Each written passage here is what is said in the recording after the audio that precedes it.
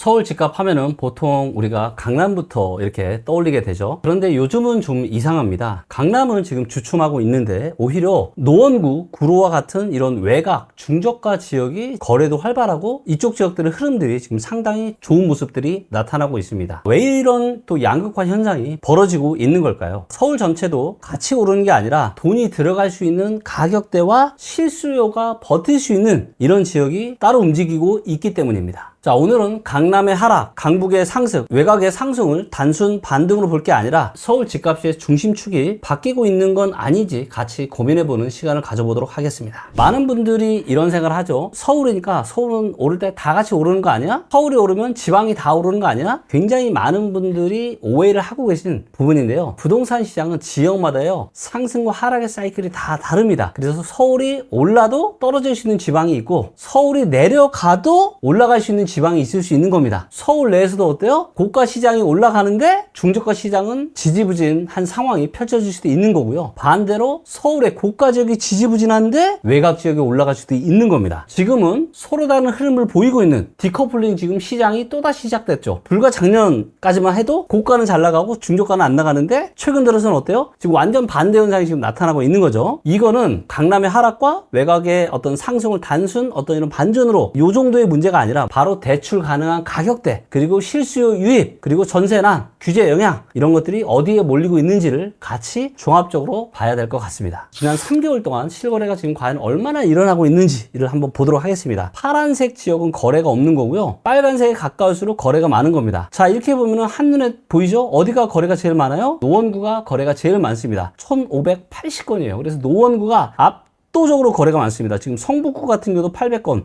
강서구도 800건인데 노원구는 거의 2배 이상. 그래서 현재의 거래가 정말로 많이 일어나고 있는 지역은 노원구다. 거래가 많이 일어나니까 가격도 당연히 좋을 수밖에 없겠죠. 자, 반면에 서초와 강남 보세요. 지난 3달인데 3달 동안의 거래량이요, 서초구 219건, 강남구 305건이에요. 그러니까 거래가 정말로 작다는 걸 확인할 수가 있습니다. 그래서 좀 고가 지역일수록 거래가 상대적으로 지금 매우 작은, 그러니까 거래가 작으니까 시장이 강세일 수가 없겠죠. 그래서 이런 일들이 벌어지고 있다는 걸 실제 저희가 데이터로도 확인을 좀 해볼 수가 있고요. 서울 하나가 같이 움직이는 게 아니라 완전히 다른 흐름을 좀 보이고 있다, 이렇게 보시면 될 것 같습니다. 그러면 왜 이렇게 강남이나 고가 지역은 좀 약하고 노원이나 구로 같은 이런 지역들은 오르는지에 대해서 한번 분석을 해보도록 하겠습니다. 고가 지역들은 뭐예요? 가격이 너무 높죠. 주택구입 부담지수나 PIR을 봐도요, 너무너무 비쌉니다. 자, 근데 이런 상황 하에서 대출에 대한 규제가 들어왔죠. 그래서 대출이 돼요, 안 돼요? 대출이 거의 안 됩니다. 다주택자 양도세 중과, 여기에 대한 부분 때문에 매물이 어떻게 되고 있어요? 매물이 지금 급증을 하고 있고, 그래서 이런 부분들 때문에 현재는 그닥 좋은 흐름을 보이지 못하고 있습니다. 거기에 더불어서 최근에 이제 금융시장 불안, 그래서 환율 급등, 그 다음 주식 약세, 이런 부분들 때문에 더더욱더 거래는 아마 잠잠할 가능성이 상당히 높다라고 판단됩니다. 반면에 이제 노원구나 구로구 10억 이하 아파트, 그리고 실제 데이터를 보면요, 제가 한번 데이터를 한번 볼게요. 9억 이하가 요건데 보시는 것처럼 9억 이하 거래가 어때요? 살색 같은 거 요게 이제 좀 늘었죠. 그래서 전반적으로는 지금 2014년 11월 달 이후로 12월 달부터 12월, 1월, 2월 거래가 계속 늘고 있거든요. 그런데 이 중에서 거래가 많이 느는 거는 10억 이하, 요 연한 연두색 같은 거 요거는 거의 별로 안 늘었죠. 그래서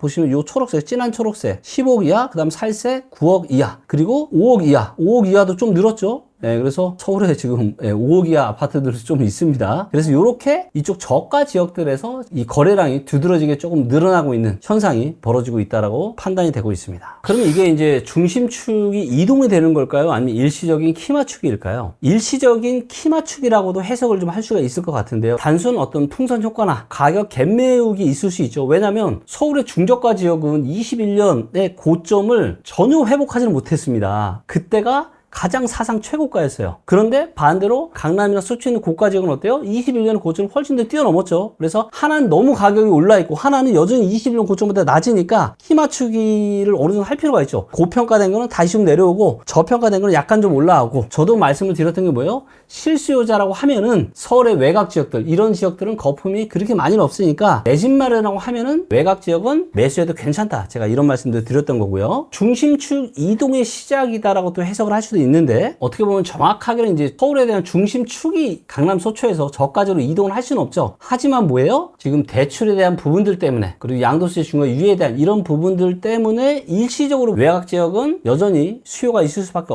없기 때문에 거래가 활발한 거고, 서울의 중심 지역은 거래가 일어나기 힘든, 왜 대출이 안 되니까요. 이런 일들이 지금 벌어지고 있고, 이거는 뭐예요? 이재명 정부가 원하는 딱 그 방향입니다. 그래서 1급, 그 중에서 서울 강남 서초 이 고가 지역을 위축시키는 거, 이게 지금 이재명 정부에서 가장 바라는 지금 상황이기 때문에 지금 이 상황으로 지금 진행이 되고 있다, 이렇게 좀 보시면 될 것 같습니다. 지금 매매 시장에 대한 이야기잖아요. 그럼 네. 전세 월세는 어떤가요? 전세 같은 경우 이것도 데이터를 한번 볼까요? 전세로 보니까 어때요? 거래가 아까 매매랑은 너무 다르죠. 아까는 강남이나 뭐 이런 데는 막 시퍼랬잖아요. 거래가 없었잖아요. 노원구가 거래가 많고, 그 다음이 송파구, 그 다음에 강남구, 그 다음 강동구, 고가 지역도 전세 거래는 여전히 활발하다. 그리고 월세 같은 경우도 보시면 노원구도 많지만 이런 고가 지역들도 어때요? 여전히 거래가 많죠. 어떤 임대차 시장에서는 여전히 고가 지역에서도 활발하게 지금 거래가 되고 있다. 다만 매매 시장, 여기는 대출이 안 되다 보니까 거의 다 현찰 주고 사야 되니까 거래가 얼어붙은 상황이다, 이렇게 보시면 될 것 같아요. 지금의 서울은요, 더 이상 하나의 방향으로 움직이는 시장이 아니죠. 그리고 전국적으로도 마찬가지인 것 같고요. 그래서 지금 서울 위주로 말씀드리면 강남 용산은 주춤하고, 노원이나 이런 외곽 지역들, 이쪽에 중저가 지역들은 여전히 대출이 나오고 그 다음 실수요 수요들이 있다 보니까 이쪽 지역들 위주로 여전히 거래가 지금 활발한 움직임이 벌어지고 있습니다. 임대차 시장으로 가보니까 완전 시장이 다르죠. 여전히 여유만 된다면 다 어디 살고 싶어요? 당연히 강남, 서초, 송파, 용산,